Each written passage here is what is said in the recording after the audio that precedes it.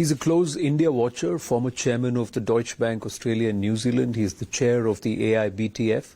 But for me, he's been a trustee of the Sydney Cricket Ground, and that's why I was very keen to meet him. Maurice Newman, thank you so much for your time. Namaste. My great pleasure. Namaste. Thank you. Nice to be with you. Look at. So let's start with the India-Australia outlook. You're somebody who's closely watching where India is going.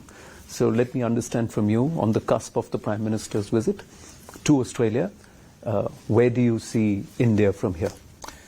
Well, as you know, I'm very much biased towards India. I'm a great India enthusiast. I think India is going to be a superpower of the future.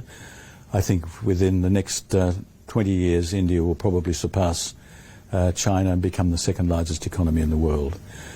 I think that when I look at attitudes towards India, it's opening up domestically. When I look at the infrastructure, it's building very, very significantly. And the relationship between India and Australia is growing. You Indians are the second largest migrant group in this country after the British. So that's a great people-to-people connection. But apart from that, I think that India is starting to register. We signed that comprehensive economic trade agreement last November. Long time in the making, too long in the making, but finally got there. The Australian understanding of India, I think, is still outdated. I think there is not a proper comprehension of contemporary India. Contemporary India, I mean, I've been going to India since probably the late 70s, early 80s. So I've seen some substantial changes. Nearly 5 decades of transition is what you've seen. Yeah. But the last decade, even a much more rapid transition. Very, very infrastructure build, people coming out of poverty, wonderful to behold. Young population, getting better educated, but also already well educated. I mean, for example, more Indians leave high school than their equivalent out of China, for example, so better educated. And I think starting to find its place in the world. I don't say that in any way condescendingly, but I think that India, for some considerable time in the past, has really not been making the sorts of strides that finally it has started to make. If I may ask you, is there a change over the last 9 years? He completes 9 years on the 30th of May. Under him, 9 years, what has changed significantly in the approach India has taken vis-a-vis to the world, be it trade, geopolitics, however? Yeah, I think philosophically there's been a change. I think there's been a recognition that market-based reforms would bring about faster progress, and I think that's starting to show the reward. I think that's been the fundamental change. I think that the demonetization, all of those things, has been moving, and also the embrace of technology.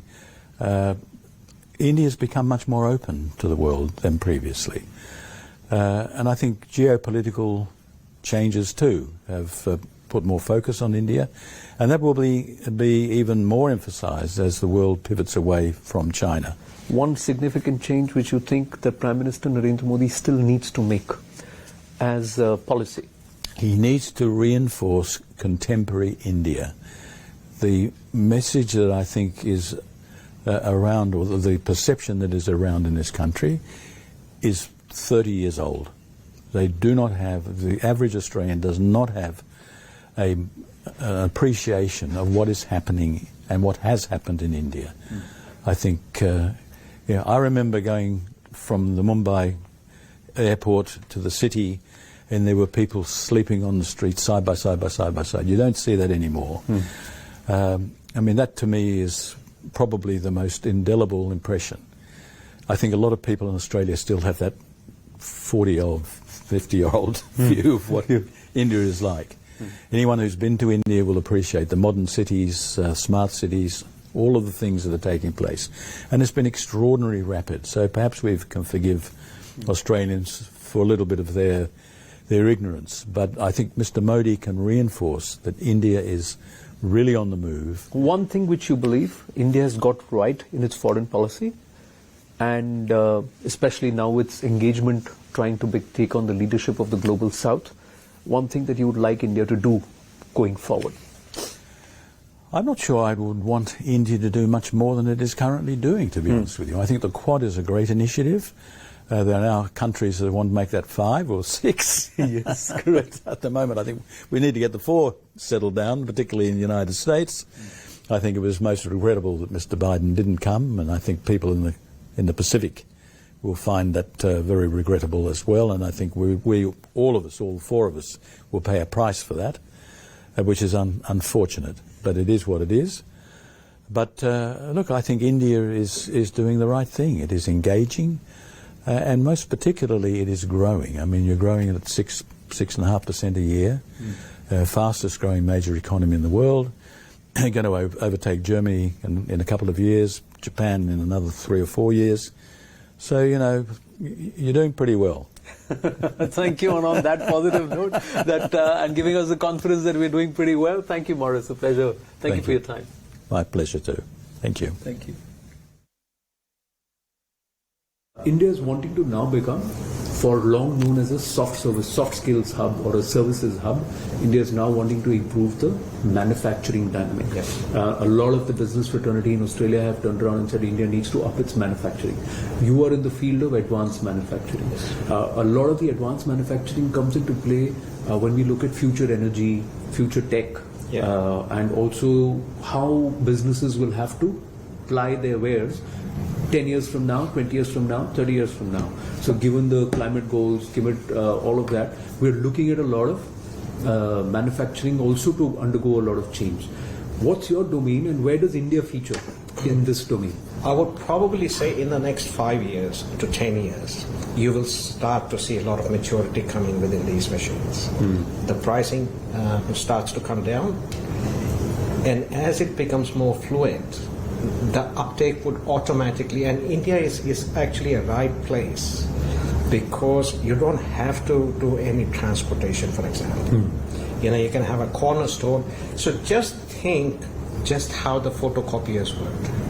Initially, you had a massive Xerox machines in India, and it used to take sometimes up to 10 minutes to produce one part. But now, even the corner store has gone. So this 3D printing, at the moment it looks advanced, but in the next 5 to 10 years, it will become a household name. Prime Minister Narendra Modi has spoken about that India also needs to become a research hub. Yes. Now, is there a big gap in India wanting to become a research hub? Is academia, the focus on research, even so much so that the Australian visa norms give you more points if you want to study research? Yes. I'm given to understand. But do you see that kind of thrust in India? Yes, absolutely. And in fact, Tatas have got quite a big setup. And there's another company down in Pune which also does aviation work and stuff like that.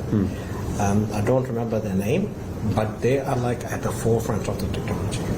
And there are also a lot of IITians who are actually now manufacturing 3D printers. Okay.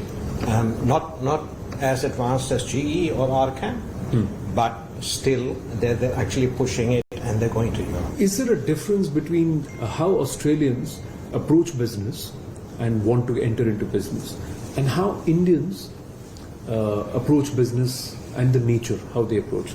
Is there a bit of a mismatch there, a frequency mismatch? There is a mismatch. What is the frequency mismatch? Let me ask you. The mismatch is both sides not understanding the other side's culture in business. We tend to go from Australia to India. We meet, have a meeting a couple of times, and we feel that we've got the right partner. But unfortunately, a lot of times that partner is not the right one and does not produce what has been agreed.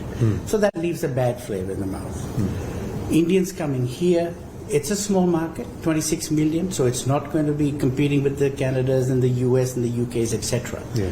But it is a very good niche market. If we can provide something that is needed by the common population,